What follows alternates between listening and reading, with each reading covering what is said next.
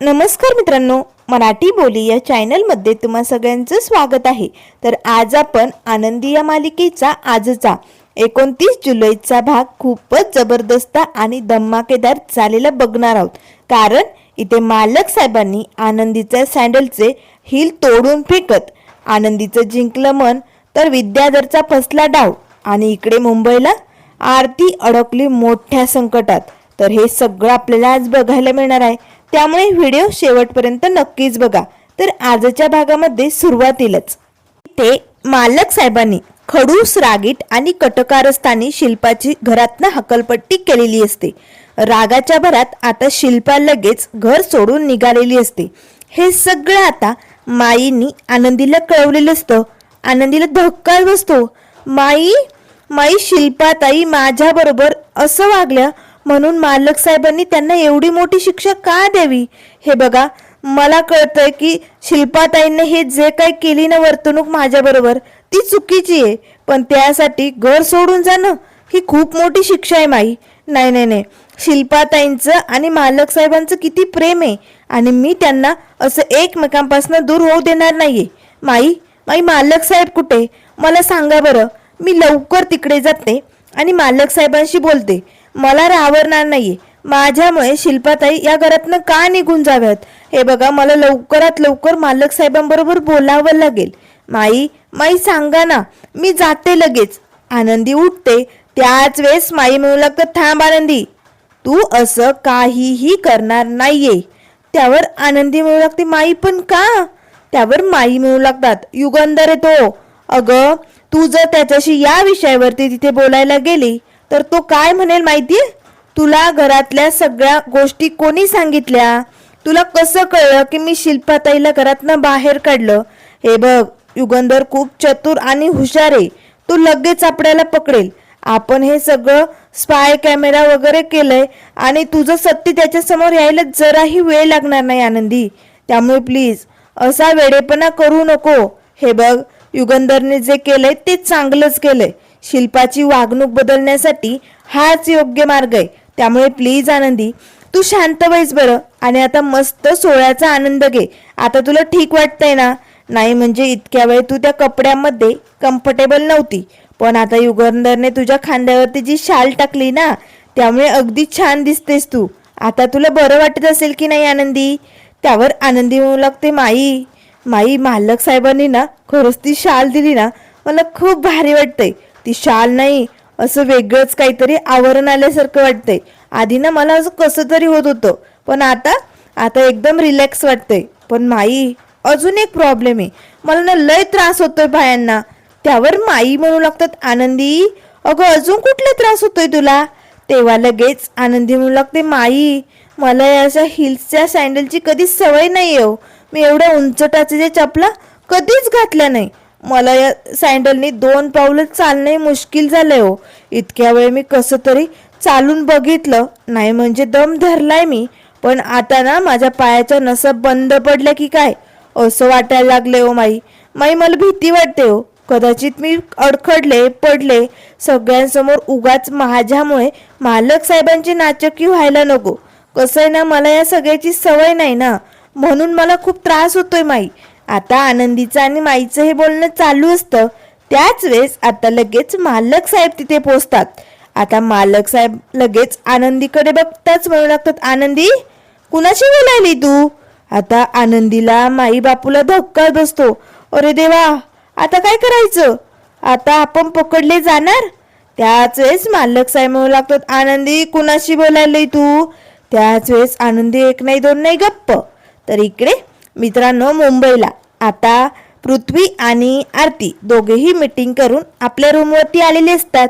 पृथ्वी आता मालक साहेबांचा इव्हेंट सोहळा मोबाईलवरती लाईव्ह बघण्यासाठी आता मोबाईल ऑन करत असतो, पण सर्व्हर खूप डाऊन असतं ना, रेंजही कमी असते, त्यामुळे त्याला काही लाईव्ह सोहळा दिसत नाही। पृथ्वी आता चिडचिड करू लागतो, डाउनलोड का होत नाहीये? एवढं कसं डाऊन झालं हे सर्व्हर? मला ना तेच कळत नाहीये। तेवढ्यात लगेच आरती येते, पृथ्वी सर कसं आहे ना, जगभरातले सगळे लोक तुमच्या मालक साहेबांचा हा लाईव्ह सोहळा बघतायत, त्यामुळे कदाचित सर्व्हर डाऊन झालं असेल, होईल थोड्या वेळात ओपन, एवढी चिडचिड करण्यासारखं काय आहे त्यात? त्यावर लगेच आता पृथ्वी म्हणू लागतो, हो ना, कदाचित मला बाहेर जावं लागेल. चल, मला बाहेर जायचंय, तुला यायचंय का माझ्यासोबत? तसंही तुला मुंबई फिरायला कधी भेटणार आहे? चल आपण जाऊन येऊया, चल तू माझ्यासोबत. त्यावर लगेच आता आरती म्हणू लागते, नाही पृथ्वी सर, मी नाही येऊ शकत तुमच्यासोबत, कारण पुढच्या काही डिझाईनवरती मला काम करायचे. राघव सर थोड्या वेळाने खाली कॅफेमध्ये येणार आहे, त्यांनी मला भेटायला बोलावले आणि तिकडेच आपण त्या डिझाईनबद्दल डिस्कस करणार आहोत. त्यावर लगेच आता पृथ्वी जरा भडकतो, कोणी डिस्कस केलं हे आणि कोणी ठरवलं कॅफेत तुम्ही भेटणार आहात, यावरती बोलणार आहात, सांग ना. त्यावर आरती म्हणू लागते, पृथ्वी सर, नाही म्हणजे आम्ही दोघे बाजूला डिझाईन बघत होतो ना, तेव्हाच राघव सर बोलले की तुम्ही कॅफेत या, आपण तिकडे डिझाईन फायनल करू.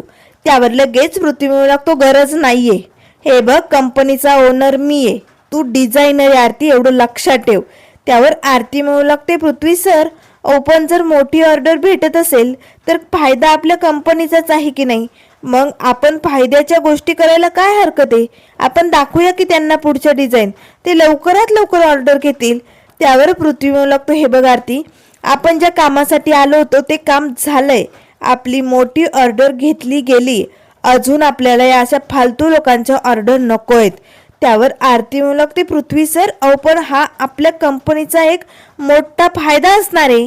त्यावर पृथ्वी म्हणू लागतो, आरती, सांगितलं ना, कंपनीचा ओनर मी आहे, फायदा कसा करायचा कसा नाही करायचा कुणाकडनं करायचा ना, हे मला चांगलंच कळतंय.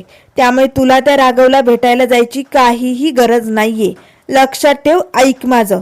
तेव्हा लगेच आरती म्हणू लागते, ठीक आहे, जर नसेलच फायदा करून घ्यायचा तर मला काय प्रॉब्लेम नाही, ठीक आहे, मी नाही जात भेटायला. त्याच वेळेस पृथ्वी म्हणू लागतो, मग तुला माझ्यासोबत यायचंय की नाही हा तुझा प्रश्न राहील. तेव्हा लगेच आता आरती म्हणू लागते, नो थँक्स, मला नाही यायचं. तसंही तुझ्यासोबत येऊन सतत माझा अपमान आणि माझ्यावरती ओरडाच खायला येतो तुला, दुसरं काय जमणार आहे? मला नाही यायचं, मी इकडेच थांबते. आता लगेच पृथ्वी रूममधनं निघून जातो. त्याच वेळेस आरती मनाशीच म्हणू लागते, पृथ्वी सर पण ना असे का वागतात? जर ही मोठी ऑर्डर आपल्याला भेटली असती तर मालक साहेब सगळे किती खुश झाले असते ना, पण पृथ्वी सर असे का वागतात? दरवेळेस त्यांचा ना तो गर्विष्ठपणाच मध्ये येतो. असे म्हणत आता आरती लगेच तो लॅपटॉप वगैरे ठेवून देते. तर इकडे आता मालक साहेब आनंदीला म्हणत असतात, आनंदी, अगं आनंदी, मी काय विचारायलोय, कुणाशी बोलायली तू? त्यावर लगेच आनंदी म्हणू लागते, मालक साहेब, मला ना हे जमत नव्हतं ना, इथे असं कम्फर्टेबल मगाशी वाटत नव्हतं ना, म्हणून मी देवी बरोबर बोलत होते, देवाशी प्रार्थना करत होते, सगळं काही ठीक होऊ दे, दुसरं काहीच नाही. तेव्हा मालक साहेब म्हणू लागतात, नक्की तुला बरं वाटतंय ना आता? त्यावर आनंदी म्हणू लागते, हो हो. तेव्हा मालक साहेब म्हणू लागतात, आनंदी, चल मग आपल्या बसण्याची सोय पुढे केली सोप्यावरती, आपण तिकडे जाऊन बसूया. आनंदी उठते. तेव्हा माई म्हणू लागतात, आनंदी, आता तू बरोबर युगंधरच्या मागे मागे चल, थोड्या अंतरावरती पुढे तुमच्या बसण्याची सोय झाली.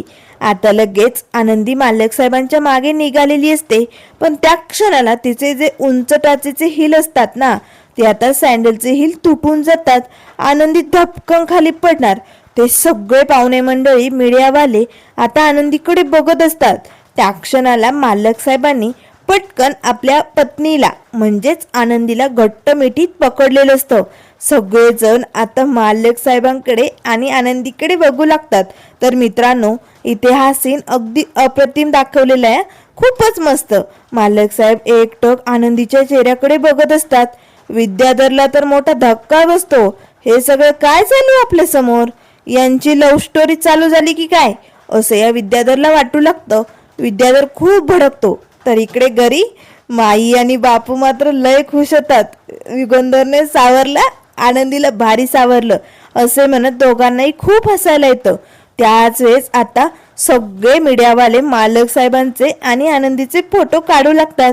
तेव्हा लगेच आता मालक साहेब एकटक आनंदीच्या चेहऱ्याकडे बघत असतात.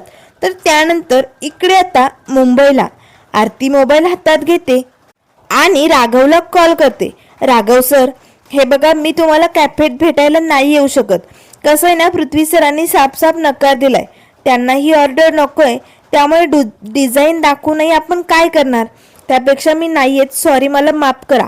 त्यावर लगेच राघव म्हणू लागतो, आरती तुम्ही एक डिझायनर आहात, तुम्हाला तुमच्या डिझाईन दाखवण्यापासून कोणीही अडवू शकत नाही.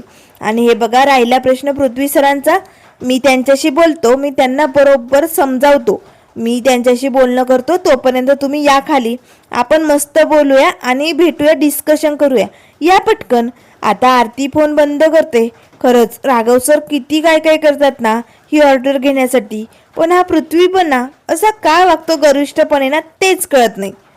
पण मित्रांनो, इथे पृथ्वीच्या लक्षात आलेलं असतं की या राघवची नजर खूपच घाणेरडी असते, त्यामुळे तो आरतीला त्याच्यापासून दूर राहा असं सांगत असतो. तर इकडे आता मालक साहेब लगेच आनंदीला खुर्चीवरती बसवतात. आनंदी, आनंदी तू ठीक आहेस ना ग, तुला काहीच झालं नाही ना आनंदी? तेव्हा लगेच आनंदी म्हणू लागते, मालक साहेब अहो मगापासनं ना माझ्यामुळे काहीतरी घडतंयच. मालक साहेब, मी या सोहळ्यात आल्यापासनं ना फक्त माईककडनं चुकाच घडतात. मी किती स्वतःला सावरण्याचा प्रयत्न करते, पण प्रत्येक वेळेस धडपडते, अडखडते आणि माझ्यामुळे यांना एवढ्या मोठ्या लोकांसमोर ना खाली मान घालावी लागते. हे सगळं माझ्यामुळे घडतंय ना मालक साहेब. अहो मी या सँडलमध्ये चालण्याचा खूप प्रयत्न करत होते, पण मला ना याने 2 पावलं चालणं बी जमत नाही हो, कारण मला अशा उंच टाचेच्या चपला घालून चालायची सवय नाही हो मालक साहेब, म्हणून घडलं हे सगळं. माझ्यामुळे प्रत्येक वेळेस तुम्हाला ना खाली बघावं लागते. त्यावर मालक साहेब म्हणू लागतो, झालं आनंदी, जे काय होतं ते बरं होऊन झालं ना, मग गप्प बसून राहता. हे बघ, तुझ्यामुळे काही झालेलं नाहीये आणि छोट्याशा गोष्टीवर ना लगेच स्वतःवरती मोठे मोठे आळ घ्यायचं बंद कर आणि बैस पटकन. एवढाच प्रॉब्लेम आहे ना तुझा? तुला ह्या उंच टाचाचे सँडल आवडत नाही, घालता येत नाही. मग त्यावर आनंदी म्हणू लागते, मालक साहेब आता तो प्रॉब्लेम वाढलाय, आता एक सँडलचं हिल तुटलंय, आता मी कसं चालणार? वाकडं तिकडे चालू का? माझ्याकडे दुसरी चप्पल पण नाहीये, आता मी काय करायचंय? त्यावर मालक साहेब म्हणू लागतो, झालं एवढाच प्रॉब्लेम ना, मग यावरती माझ्याकडे रामबाण उपाय आहे. त्यावर लगेच आनंदी म्हणू लागते, मालक साहेब आता काय तुम्ही हिल चिटकवणार आहात का? अहो नाही चिटकू शकत ती हिल, ती तुटून गेली, आणि चिटकवली तरी मी चालताना अडखडले, पुन्हा पडले तर मग सांगा ना मालक साहेब, आता मी काय करू? त्यावर मालक साहेब म्हणू लागतात, आनंदी अगं हे खूप सोपं आहे ग काम, तू ना जरा टेन्शन घेऊ नको, शांत बैस बरं. मालक साहेब लगेच खाली गुडघ्यावरती बसतात आणि आनंदीच्या पायातलं दुसरं सँडल काढून घेऊ लागतात. आनंदी लगेच म्हणू लागते, मालक साहेब काय करताय तुम्ही? तुम्ही माझ्या पायाला हात लावू नका. त्यावर मालक साहेब म्हणू लागतात, आनंदी थांब 2 मिनिट, रामबाय उपाय दाखवतो तुला, थांब थांब थांब. आता लगेच मालक साहेब पटकन दुसरं सँडल काढतात आणि त्याला खालून जी हिल लावलेली असते ना ती आता तोडून काढतात. आता सगळे मीडियावाले, सगळे पाहुणे मंडळी या मालक साहेबांकडे बघत असतात. तेव्हा लगेच आनंदी म्हणू लागते, मालक साहेब अहो काय केलंय तुम्ही? त्यावर मालक साहेब म्हणू लागतात, आनंदी तुला या उंच टाचेचाच प्रॉब्लेम होता ना, आता बघ अगदी सपाट, भुई सपाट केल्यात तुझ्या चपला, बघ आता घालून बघ, तुला अगदी भारी वाटेल. आता आनंदी लगेच ते चप्पल घालते. वा मालक साहेब, तुम्ही तर कमालच केली की. मालक साहेब खरंच तुम्ही लय भारी आहात, लय ग्रेट आहात. खरंच मालक साहेब, तुमच्याकडे ना प्रत्येक संकटाचा मार्ग असतो, प्रत्येक संकट तुम्ही कसं पळवून लावता ना हे फक्त तुमच्याकडनं शिकायला पाहिजे मालक साहेब. आनंदीच्या चेहऱ्यावरती खूप स्माईल आलेली असते. सगळेजण आता मालक साहेबांकडे आणि आनंदीकडे बघत असतात. सगळे लोक आता जोर जोराने टाळ्या वाजवू लागतात. तेव्हा मालक साहेब म्हणू लागतात, झाली ना आता खुश, मग चल आपण पुढे जाऊन बसूया, चल पटकन. त्याच वेळेस आता विद्याधरला लय राग येतो.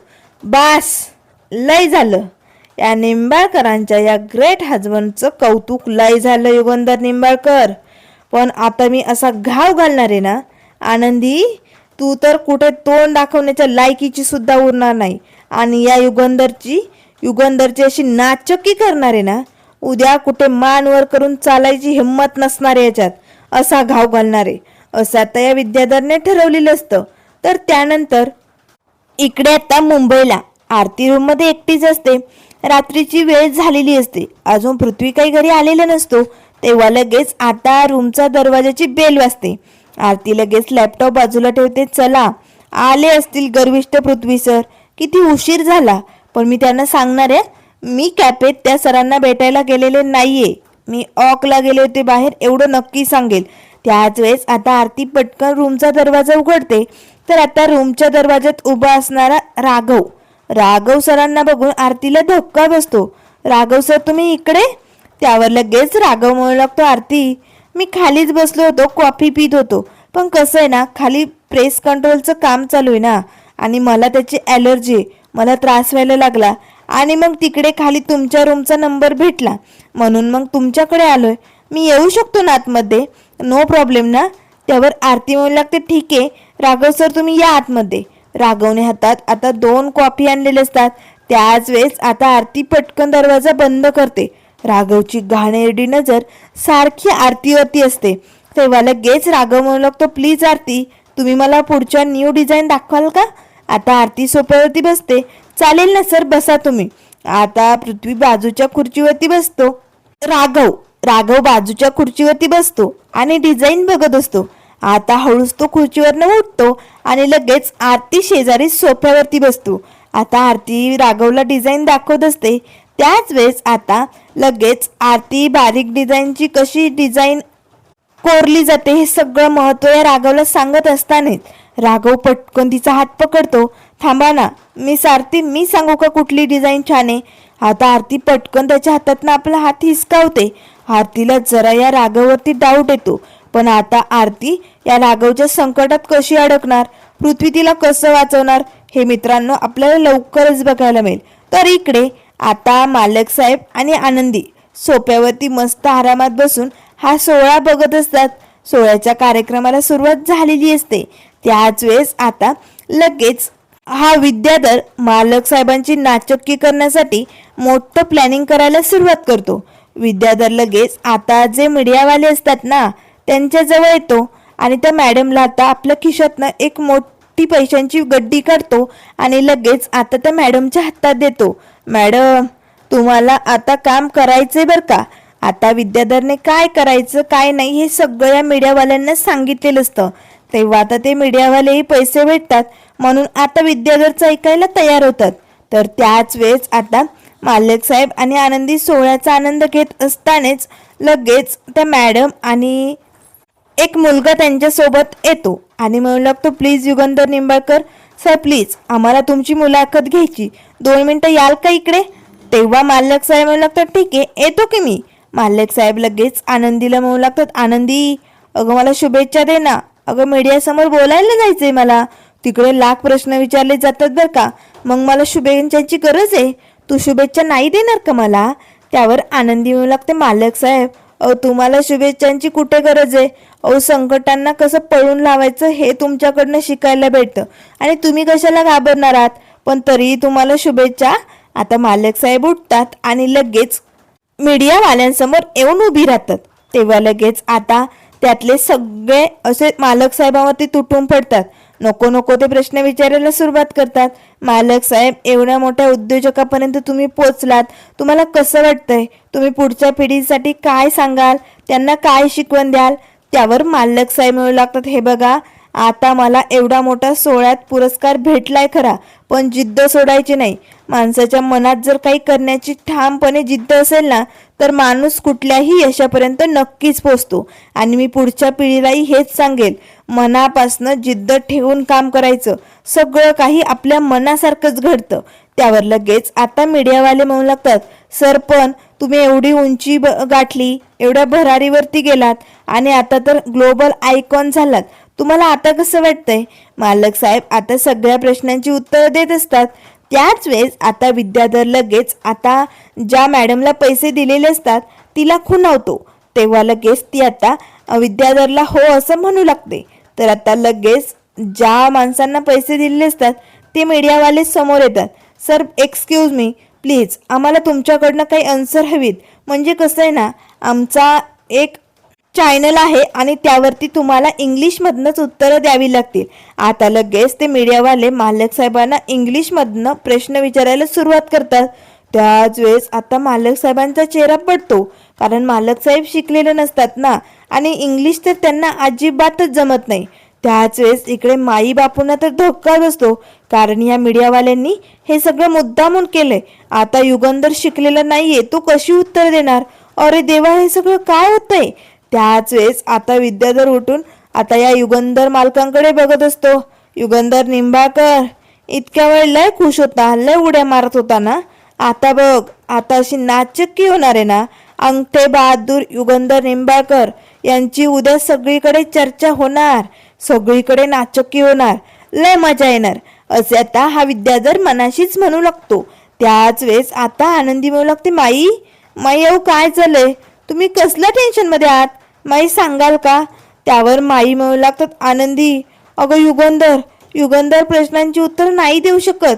त्यावर आनंदी म्हणू लागते, माई अहो काय बोलताय तुम्ही, मालक साहेब किती चतुर आणि हुशारी तुम्हाला माहिती आहे ना, ते समध्या प्रश्नांची उत्तर देतील.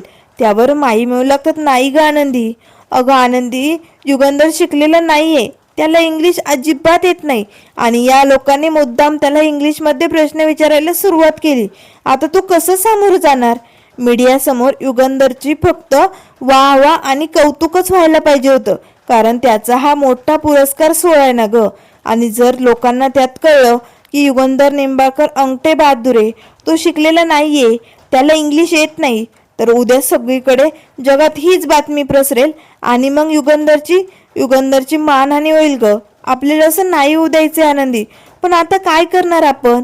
त्यावर आनंदी म्हणू लागते, माई माई तुम्ही काळजी करू नका, तुम्ही मला सांगा बरं मालक साहेब कुठे आहेत, सांगा लवकर. आता माई लगेच आनंदीला गाईड करू लागतात. तर इकडे आता सगळ्यांनी इंग्लिशच्या प्रश्नांची नुसती धाड टाकलेली असते. प्लीज सर आम्हाला आन्सर हवंय, प्लीज सर आन्सर हवंय. त्याच वेळेस मालक साहेब हात जोडतच म्हणू लागतं, हे बघा मला इंग्लिशमध्ये प्रश्नांची उत्तरं देणार जमणार नाही, तुम्ही मराठीत विचारू शकता, मी मराठीत उत्तरं देईल. त्याच वेळेस आता लगेच ते मीडियावाले म्हणू लागतात, नो सर आम्हाला आन्सर इंग्लिशमध्येच पाहिजे, कारण आमचा चॅनल आहे ना तो इंग्लिशमध्ये, त्यावरती आम्हाला त्यातलीच आन्सर टाकावी लागणार. प्लीज सर आम्हाला उत्तरं हवीत, प्लीज सर. आता मालक साहेब गोंधळून जातात, आता काय करावं काही सुचत नाही. आता लगेच माई सांगितल्याप्रमाणे आनंदी आता मालक साहेबांपर्यंत पोहोचलेली असते. आता या मीडियावाले कसे मालक साहेबांवरती तुटून पडलेत हे सगळं आनंदीने ऐकलेलं असतं. त्याच वेळेस आनंदी म्हणू लागते, एक मिनिट मी तुमच्या प्रश्नांची उत्तरं देते, या इकडे. सगळेजण आनंदीकडे जातात. तर त्यानंतर मित्रांनो पुढील भागामध्ये आपल्याला बघायला मिळेल, आनंदी लगेच मीडियावाल्यांना म्हणू लागते, तुमचा चॅनल इंग्लिशमध्ये ना, तुम्हाला सगळी आन्सर इंग्लिशमध्ये हवी आहेत ना, विचारा, तुम्हाला इंग्लिशमध्ये जे काही विचारायचं ना ते विचारा, मी सगळ्या प्रश्नांची उत्तरं देते, पण माझ्या मालक साहेबांना नाव ठेवलेलं मला चालणार नाही. आता इथे आनंदीने मालक साहेबांची बाजू घेतलेली असते. आनंदी मनाशीच म्हणू लागते, आजवर मालक साहेबांनी कितीतरी संकटातनं मला बाहेर काढलंय, मग आता जर मालक साहेबांवरती संकट आलं असेल तर मी त्यांना या सगळ्यातनं बाहेर काढणार. आता या मीडियावाल्यांना आणि विद्याधरच्या नाकावर टिचून आनंदी कशी फाड फाड उद्या उत्तरं देणार हे सगळं आपण बघणारच आहोत. तर आता विद्याधरचा डाव फसलेला असतो. सगळ्या जगात सगळ्याकडं आता आनंदीचा उदो उदो झालेलं असतं. आनंदी किती हुशार आहे, किती टॅलेंटेड आहे हे सगळ्यांना कळालेलं असतं. त्यामुळे हा भडकलेला विद्याधर आता घरी येतो. धने धने मला आत्ताच्या आत्ता अर्जंट 3 फ्लाईटची तिकीट बुक करायची धने. तेव्हा लगेच धने म्हणू लागते, काय 3 फ्लाईटची तिकीट कशासाठी, कोण येणार आहे?